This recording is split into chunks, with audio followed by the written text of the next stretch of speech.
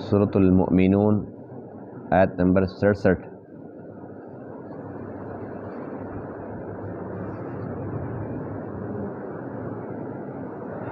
اعوذ باللہ من الشیطان الرجیم،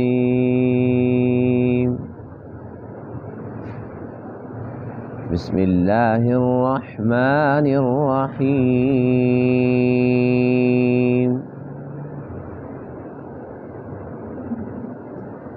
افلم يدبروا القول ام جاءهم ما لم يأت آباءهم الأولين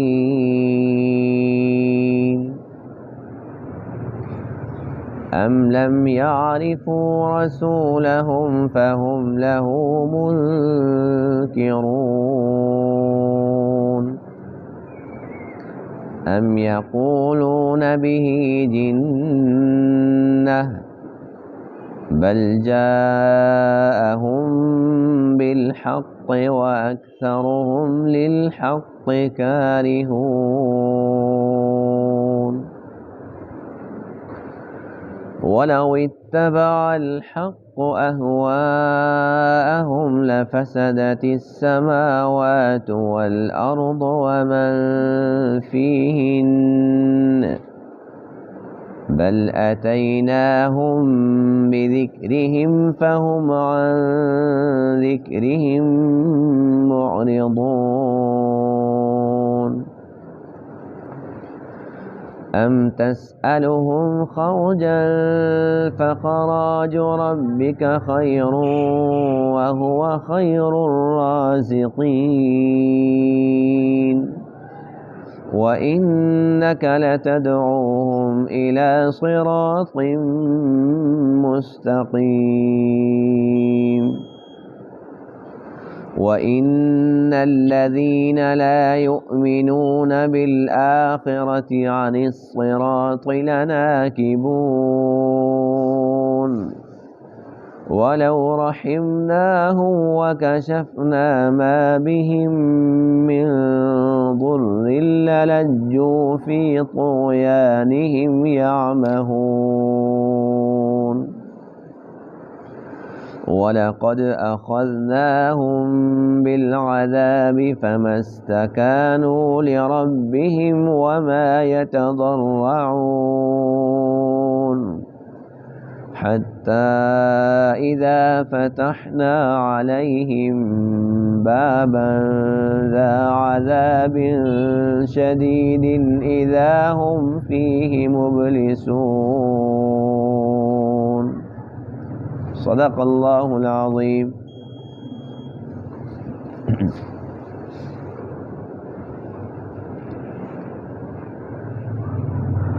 آج کے درس میں آیت کریمہ میں ان لوگوں کا تذکرہ ہے جنہیں حضور علیہ الصلاۃ والسلام نے اللہ کی طرف بلایا، دعوت توحید، دعوت رسالت دی۔ ان لوگوں نے صاف صاف انکار کر دیا۔ نہ صرف یہ کہ حضور علیہ الصلاۃ والسلام کی رسالت کا انکار کیا، بلکہ آپ پر مختلف قسم کے الزامات لگائے۔ نعوذ باللہ، کہنے لگے کہ آپ تو مجنون ہیں، دیوانے ہیں، بہکی بہکی باتیں کرتے ہیں۔ تو اللہ فرماتے ہیں کہ اے میرے محبوب، ان سے پوچھئے کہ اللہ تعالیٰ نے آپ کو عقل جیسی عظیم دولت سے نوازا ہے، اس عقل کو استعمال کیوں نہیں کرتے؟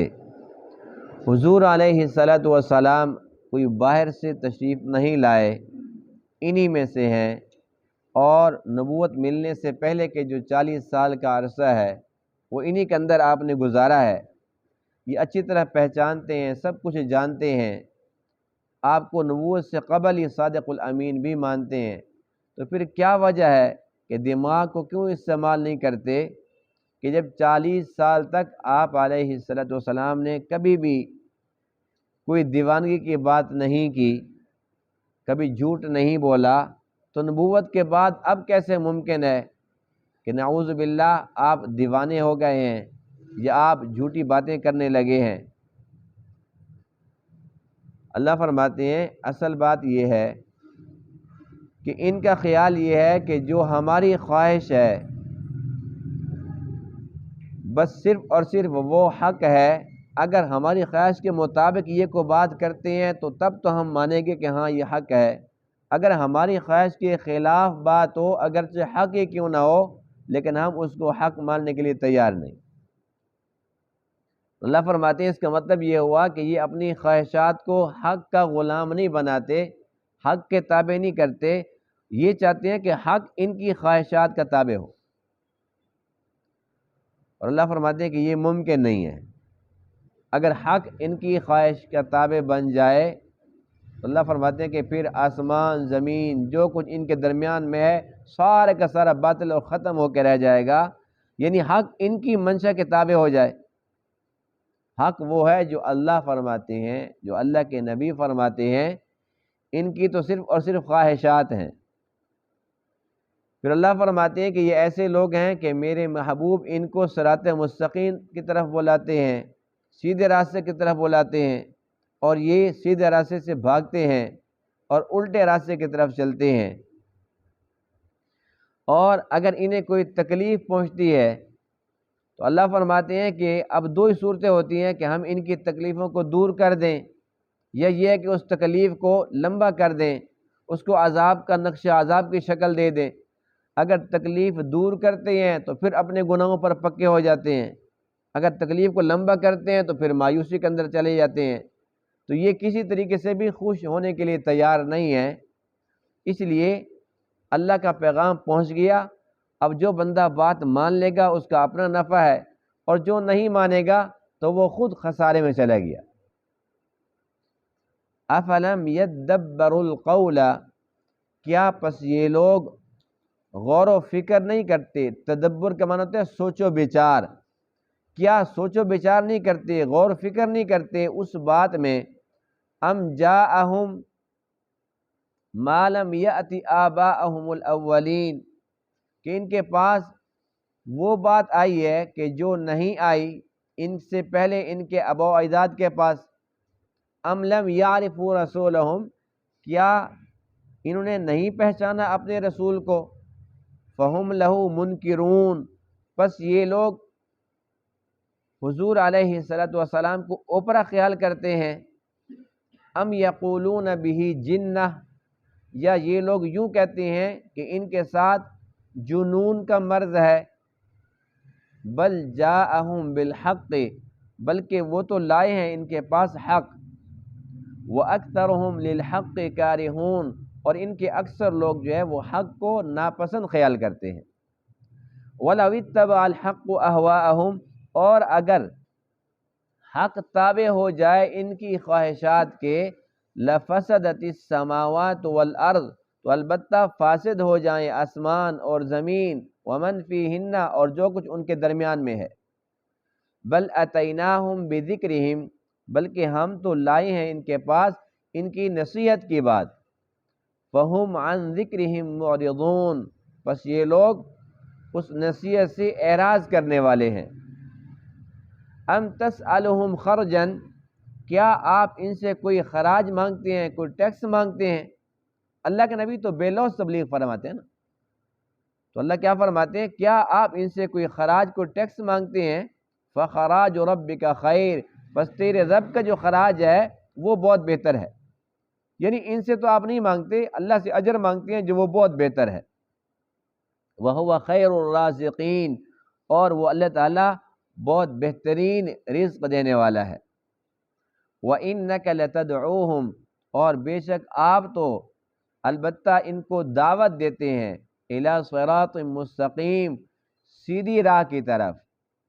وَإِنَّ الَّذِينَ، اور بے شک وہ لوگ، لَا يُؤْمِنُونَ بِالْآخِرَةِ، جو آخرت پر ایمان نہیں رکھتے، عَنِ الصِّرَاطِ لَنَاكِبُونَ، وہ تو صراط سے، سیدھے راستے سے البتہ مڑنے والے ہیں، سیدھے راستے کی طرف نہیں جاتے، اور طرف بھاگنے والے ہیں۔ وَلَوْ رَحِمْنَاهُمْ، اور اگر ہم ان پر رحم کر دیں، وَكَشَفْنَا مَا بِهِم مِّن ضُرٍّ، اور ہم کھول دیں ان کی وہ تکلیف جو انہیں پہنچی ہے، جو ان کی کوئی تکلیف ہے وہ ہم کھول دیتے ہیں۔ لَلَجُّوا، تو یہ کیا کرتے ہیں؟ اصرار کرتے ہیں، یعنی گناہوں پر پکے ہو جاتے ہیں۔ فِي طُغْيَانِهِمْ يَعْمَهُونَ، اپنی سرکشی کے اندر سرگرداں رہتے ہیں۔ وَلَقَدْ أَخَذْنَاهُمْ بِالْعَذَابِ، اور البتہ تحقیق ہم نے ان کو پکڑا ہے عذاب کے ساتھ۔ فَمَا اسْتَكَانُوا لِرَبِّهِمْ، پس یہ اپنے رب کے سامنے جھکے نہیں۔ اللہ کی پکڑ تو آ گئی ہے، وہ برداشت کر لی، روئے، چیخے، چلائے، اللہ کے سامنے نہیں جھکے۔ وَمَا يَتَضَرَّعُونَ، اور نہ ہی اللہ کے سامنے عاجزی کی، آہوزاری کی۔ حَتَّى إِذَا فَتَحْنَا عَلَيْهِمْ، یہاں تک کہ جب ہم نے کھول دیا ان پر بابن، ایک دروازہ، ذا عذاب شدید، ایک سخت عذاب والا، یعنی کہ جب عذاب ان کے اوپر مسلط کر دیا، اذا ہم فیہ مبلسون، تو اس وقت اچانک یہ کیا کرتے ہیں؟ اس کے اندر بالکل مایوس ہو جاتے ہیں، نا امید ہو جاتے ہیں۔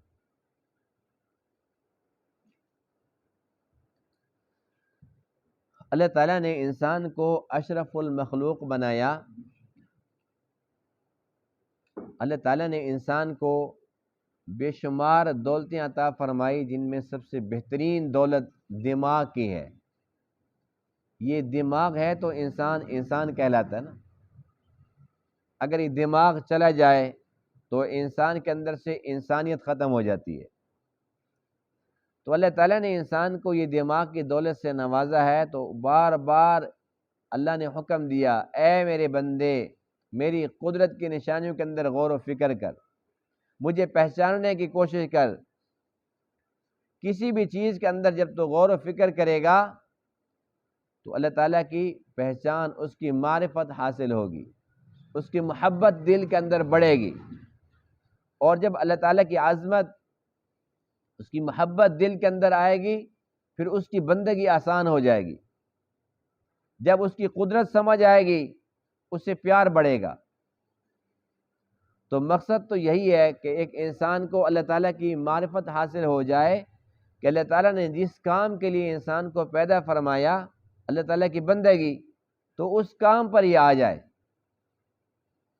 لیکن انسان دماغ کی اس دولت کو غلط استعمال کرتا ہے، جس کا صحیح مصرف ہے کہ اللہ تعالیٰ کو پہچانے، اللہ تعالیٰ کی اطاعت کرے، اللہ کے نبیوں کی اطاعت کرے، اس طرف نہیں آتا۔ دنیا کے کاموں کے اندر اس دماغ کو استعمال کیا اور زور لگا رہا ہے، اور کہتے ہیں جی میں چاند تک پہنچوں گا، میں مریخ تک پہنچوں گا، میں ایٹم بناؤں گا، میں میزائل بناؤں گا، میں یہ بناؤں گا۔ سب کچھ تو نے بنا لیا، لیکن سب کچھ بنانے کے باوجود اگر اللہ تعالیٰ کی معرفت حاصل نہیں، اللہ پر، اس کے رسول پر ایمان نہیں ہے، تو یہ بے شک سائنسدان بن گیا، انجینئر، فلاسفر بن گیا، لیکن یہ بے وقوف ترین انسان ہے، جس کو یہ نہیں پتا کہ میں دنیا میں آیا کیوں ہوں، جس کو یہ نہیں پتا اللہ نے مجھے انسان کیوں بنایا، مجھے کیوں پیدا کیا ہے، جس کو اپنا مقصد تخلیق معلوم نہیں ہے، بے شک ہواؤں کے اندر اڑے، وہ بے شک وہ چاند تک پہنچ جائے، عقل مند ہے کہ بے وقوف ہے۔ اللہ تعالیٰ نے ایسے ہی لوگوں کے بارے میں ارشاد فرمایا، یعلمون ظاہرا من الحیات الدنیا، دنیا کی ظاہری چیزوں کو تو جانتے ہیں، وہم عن الآخرۃ ہم غافلون، لیکن آخرت سے یکسر غافل ہیں۔ دنیا کی چیزوں کے بارے میں ان کی معلومات ہیں، علم نہیں ہے، معلومات ہیں۔ علم وہ ہوتا ہے جس سے اللہ تعالیٰ کی معرفت حاصل ہو، یہ معلومات ہیں، معلومات کا ذخیرہ ان کے پاس زیادہ ہے، دنیا کا فن ان کے پاس ہے، اس کے ساتھ یہ چیزیں بنا رہے ہیں، اور نئی سے نئی چیزیں بنا رہے ہیں، اور ان کو استعمال میں لا رہے ہیں۔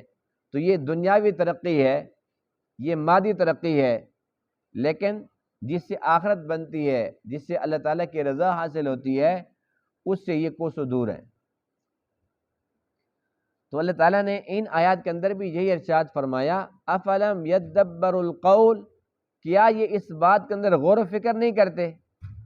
یعنی جو اللہ کے رسول کی بات ہے، اس کے اندر ان کی بھلائی چھپی ہوئی ہے، ان کی کامیابی کے راز چھپے ہوئے ہیں، اس میں غور و فکر نہیں کرتے۔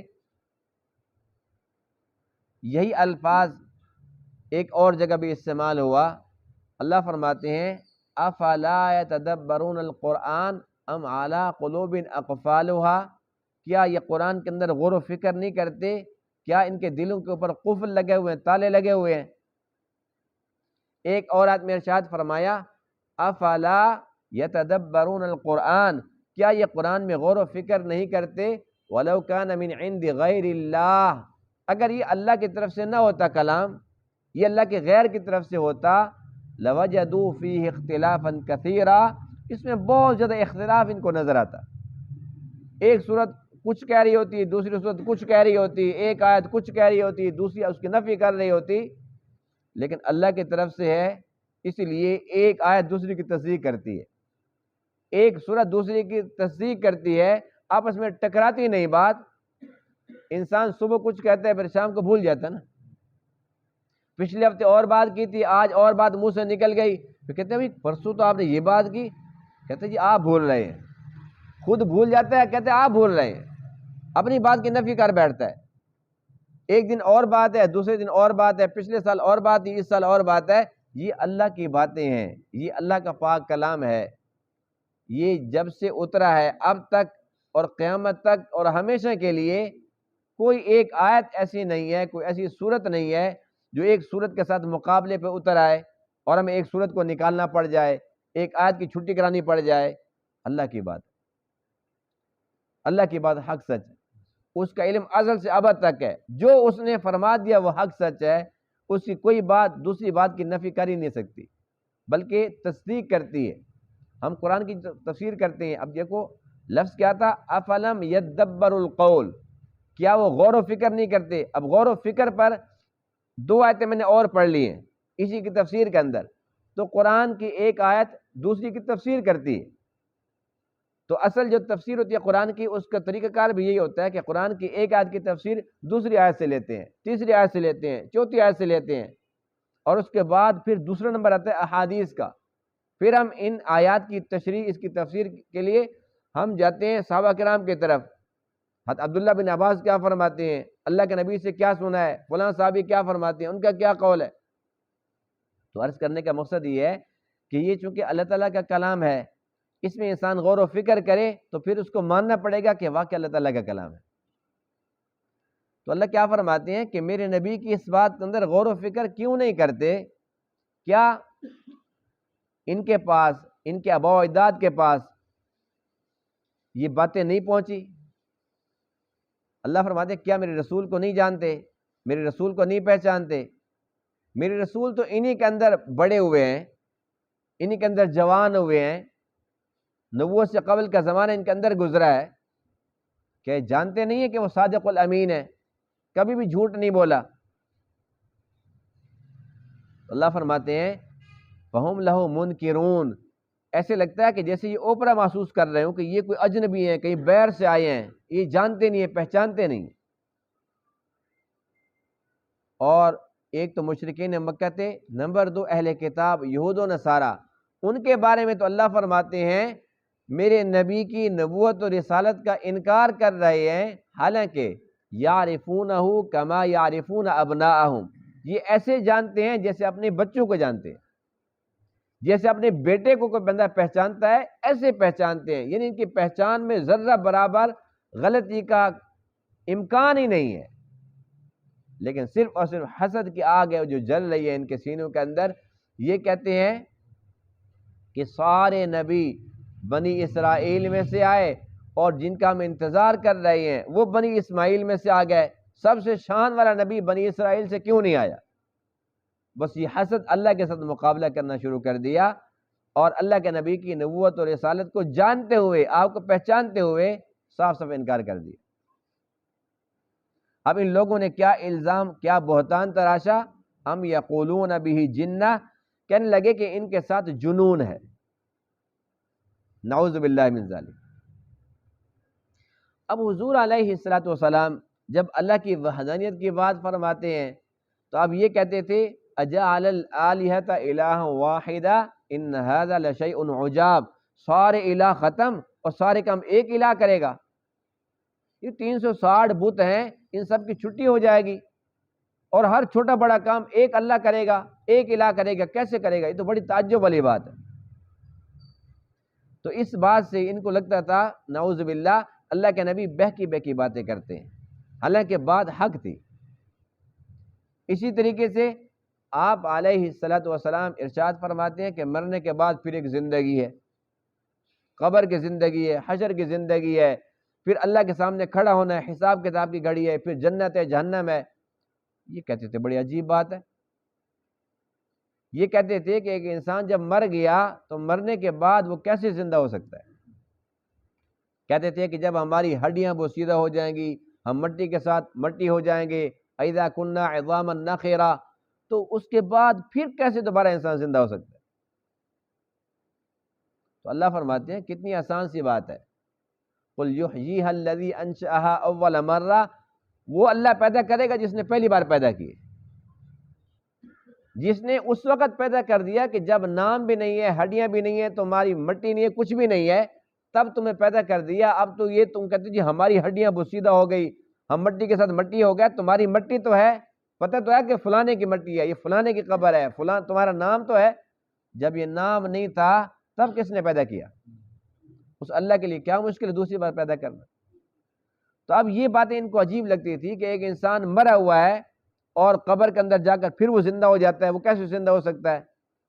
وہ کہتے تھے کہ لگتا ہے کہ ان کو جنون کا مرض لاحق ہو گیا، بہکی بہکی باتیں کرتے ہیں۔ اللہ فرماتے ہیں جنون کی باتیں نہیں تھی، بل جاءہم بالحق، میرا نبی تو ان کے پاس حق لے کر آیا، یہ تو حق کی بات تھی۔ وَأَكْثَرُهُمْ لِلْحَقِّ كَارِهُونَ، ان کے اکثر لوگ جو ہے وہ حق کو ناپسند خیال کرتے ہیں۔ یہ بات تو چل رہی ہے ان لوگوں کی جو اللہ کے نبی کی نبوت و رسالت کا انکار کر رہے ہیں، لیکن یہ حکم اللہ تعالیٰ کا عام ہے ہر دور کے لیے، ہمارے لیے بھی ہے کہ اکثر لوگ حق کو ناپسند سمجھتے ہیں۔ حق بات ہوتی ہے نا، لیکن ہم حق کے سامنے جھکتے نہیں ہیں، ہم یہ چاہتے ہیں کہ حق ہمارے سامنے جھکے۔ ہم یہ سمجھتے ہیں کہ ہم خود سب سے بڑے حق ہیں، یہ سب سے بڑی غلطی ہے۔ سب سے بڑی غلطی یہی ہے کہ ہم یہ سمجھتے ہیں کہ ہم جو کہہ دیں وہ حق ہے، جو ہم نے آرڈر جاری کر دیا وہ حق ہے، حالانکہ یہ فلسفہ اللہ کو پسند نہیں ہے۔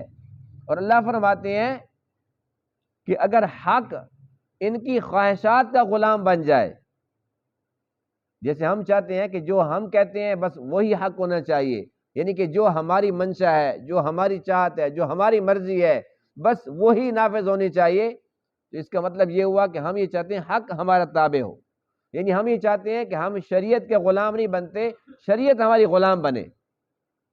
اگر یہ انسان کی سوچ ہے تو اللہ فرماتے ہیں سنو پھر میرا فیصلہ، وَلَوِ اتَّبَعَ الْحَقُّ أَهْوَاءَهُمْ، اگر حق تابع ہو جائے ان کی خواہشات کے، لَفَسَدَتِ السَّمَاوَاتُ وَالْأَرْضُ وَمَنْ فِيهِنَّ، اللہ کے ہاں اتنی بڑی بات ہے کہ زمین آسمان جو کچھ ان کے درمیان میں ہے سارا کا سارا فاسد ہو جائے۔ اللہ فرماتے ہیں ہم نے تمہارے لیے بڑی نصیحت کی باتیں کی ہیں، بل اتیناہم بذکرہم، نصیحت کی باتیں کی ہیں، تمہاری خیر خواہی کی، تمہاری بھلائی کی باتیں میرا نبی لے کر آیا ہے، فہم عن ذکرہم معرضون، یہ لوگ نصیحت سے اعراض کرنے والے ہیں۔ اب یہ لوگ نصیحت سے اعراض کرتے تھے، اللہ تعالیٰ کو برے لگے نا، اللہ نے ان کو ناپسند کیا ہے کہ ایک نصیحت کی بات ہے، ان کے بھلے کی بات ہے، پھر بھی ان کو سمجھ نہیں آتی۔ ہمارا معاملہ پھر یہی ہے، اگر ہمیں کوئی اچھی بات بتاتا ہے، ہمیں کوئی نصیحت کرتا ہے، ہماری خیر خواہی کرتا ہے، ہماری بھلائی کی بات کرتا ہے، ہم کہتے ہیں نہیں یہ تو میں نے ماننی نہیں، جو میں نے کہہ دیا، یہ میں جو ہے یہ شیطان والی ہے، جب تک انسان کے اندر یہ میں رہے گی تب تک وہ شیطان تو بن سکتا ہے، انسان نہیں بن سکتا۔ اور شیطان کے پاس کیا ہے؟ اس کے پاس اللہ تعالیٰ کی لعنت ہے۔ جس کے اندر بھی شیطان والی میں آئے گی، اللہ دنیا کے اندر اس کو ذلیل کرے گا، اللہ آخرت کے اندر اس کو ذلیل کرے گا، یہ اللہ تعالیٰ کا اٹل فیصلہ ہے۔ اس لیے اللہ کے نبیوں کی تعلیمات یہ ہیں کہ وہ عاجزی پسند ہوتے ہیں، وہ جھکنے والے ہوتے ہیں، تمام کائنات کی تمام خوبیاں، تمام کمالات آقا علیہ السلام کے اندر جمع ہے، اور کائنات میں سب سے زیادہ عاجزی پھر آپ کے اندر ہے۔ تمام کمالات کے ہوتے ہوئے ہمارے پاس تو ایک خوبی بھی نہیں ہے، ہزار برائیوں کا مجموعہ ہے، ہزار خامیوں کا مجموعہ ہے، اتنے عیب ہمارے اندر ہیں، اور پھر ہمارے اندر اکڑ شیطان والی ہے۔ سچی بات یہ ہے کہ دو مثالیں ہیں۔ ایک مثال تو یہ ہے کہ جو برتن خالی ہوتا ہے نا اس کی آواز زیادہ ہوتی ہے، اور جس کے اندر دودھ بھر جاتا ہے اس کی آواز ختم ہو جاتی ہے نا ایسی بات۔ دوسری بات یہ ہے، شیخ سعدی رحمہ اللہ فرماتے ہیں، نہاد شاخ پر میوہ سر بر زمین، جس شاخ کے اوپر میوہ زیادہ لگا ہوتا ہے وہ زمین پر اتنی جھکی ہوتی ہے، اور جس پہ کوئی پھل پھول نہیں ہے وہ اکڑی کھڑی ہے اوپر اوپر۔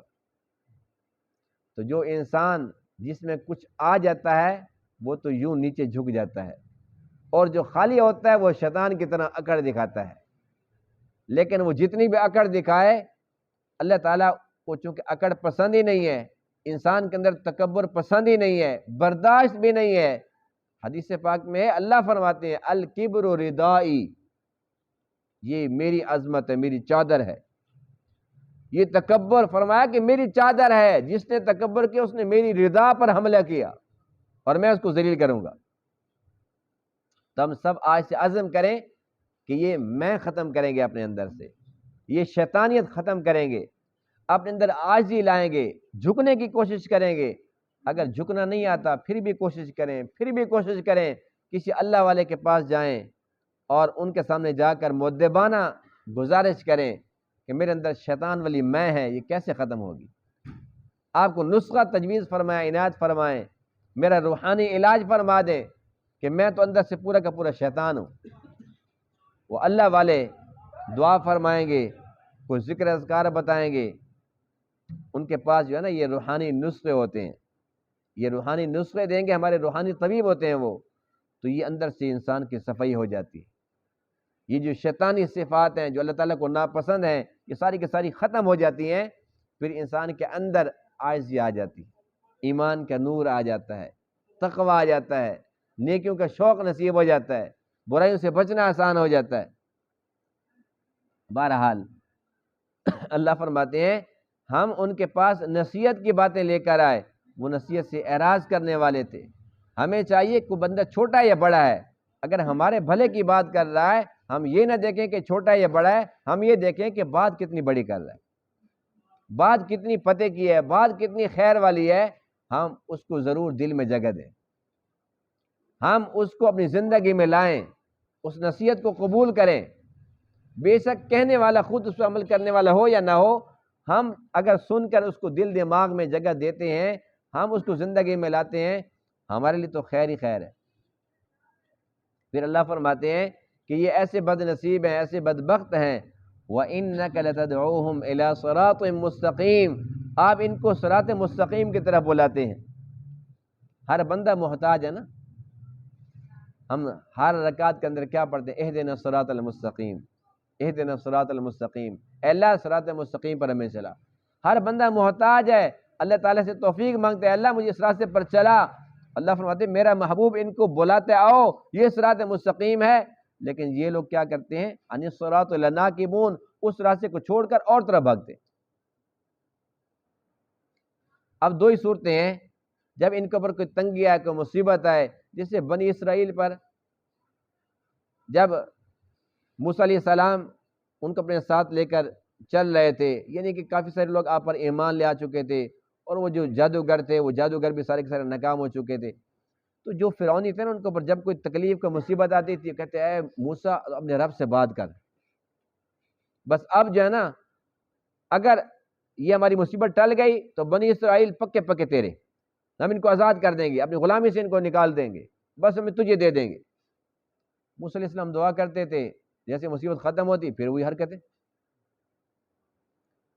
تو اللہ فرماتے ہیں کہ جس طریقے سے ان لوگوں کا فرعونیوں کا یہ مشغلہ تھا، ایسے ہی جو مشرکین مکہ تھے، جب ان کے اوپر کوئی تنگی آتی تھی، ایک مرتبہ آپ علیہ السلام نے ان کے حق میں بد دعا فرمائی، اللہ تعالیٰ نے وہ قبول فرمائی، اور مکہ پاک کے اندر قحط ہو گیا، اب یہ بھوک سے مرتے تھے، آپ کہتے ہیں اچھا آپ ایسا کریں، اللہ تعالیٰ سے بات کریں، اللہ تعالیٰ سے دعا کریں، اللہ اس کو ختم کر دے، اس کے بعد ہم پھر آپ پر ایمان لے کر آ جائیں گے۔ تو ایسی ایسی باتیں کرتے تھے، اللہ کو تو پہلے پتہ ہوتا ہے کہ مکار ہیں، جھوٹ بول رہے ہیں، اپنے مطلب کی بات کر رہے ہیں۔ تو اسی بات کا تذکرہ ہے، اللہ فرماتے ہیں وَلَوْ رَحِمْنَاهُمْ، اگر ہم ان پہ رحم کر دیتے ہیں، وَكَشَفْنَا مَا بِهِم مِّن ضُرٍّ، جو ان کو تکلیف پہنچی ہوئی ہے ہم اس کو ختم کر دیتے ہیں، لَلَجُّوا، تو پھر پکے ہو جاتے ہیں گناہوں پر۔ اللہ فرماتے ہیں کہ جب یہ لوگ کشتی میں سوار ہوتے ہیں، کشتی بھنور کے اندر پھنستی ہے، دعوا اللہ مخلصین لہ الدین، اللہ تو ہی تو ہے، اور جیسے اللہ تعالیٰ ان کو نجات عطا فرماتے ہیں، اذا ہم یشرکون، پھر فوراً کہتے ہیں بھائی آج تو عزا بدھ کام آیا، آج تو منات نے کام کیا، ورنہ آج تو گئے تھے سارے کے سارے۔ حالانکہ اللہ کو پہلے پتہ ہوتا ہے کہ چکر بازیاں کر رہے ہیں، اللہ تعالیٰ پھر بھی رحم فرما دیتا ہے کہ چلو کوئی بات نہیں، مجھ سے مدد طلب کر رہے ہیں، اگر میں بھی ان کی مدد نہ کروں تو کون کرے گا؟ تو اللہ فرماتے ہیں کہ پھر یہ اصرار کرتے ہیں، پھر اپنے گناہوں پر پکے ہو جاتے ہیں، وَلَقَدْ أَخَذْنَاهُمْ بِالْعَذَابِ، اور اگر ان کو ہم پکڑ میں لے لیتے ہیں تو اپنے رب کے سامنے جھکتے نہیں، اکڑ ہے شیطان والی، یعنی مر رہے ہیں، ذلیل ہو رہے ہیں، اللہ کے سامنے جھکتے نہیں۔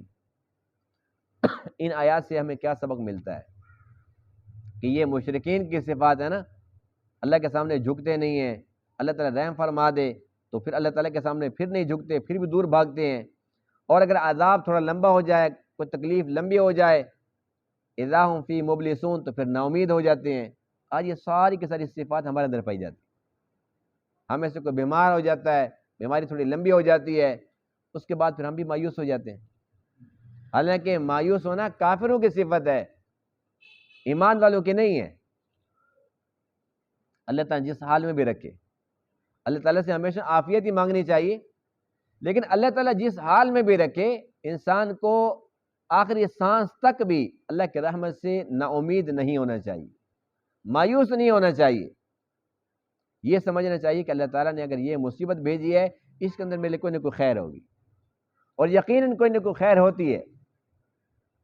کتنے انسان ایسے ہیں کہ ان کی موت سے پہلے 1 سال، 1 مہینہ، 2 مہینے، 4 مہینے پہلے بیمار ہو جاتے ہیں، اور بہت زیادہ بیمار ہوتے ہیں، اور اس بیماری کے اندر اللہ کی طرف متوجہ ہو جاتے ہیں۔ اور ایک حدیث پاک میں ہے کہ اللہ تعالیٰ اپنے ایک بندے کے لیے، اللہ تعالیٰ کا بندے سے پیار دیکھو،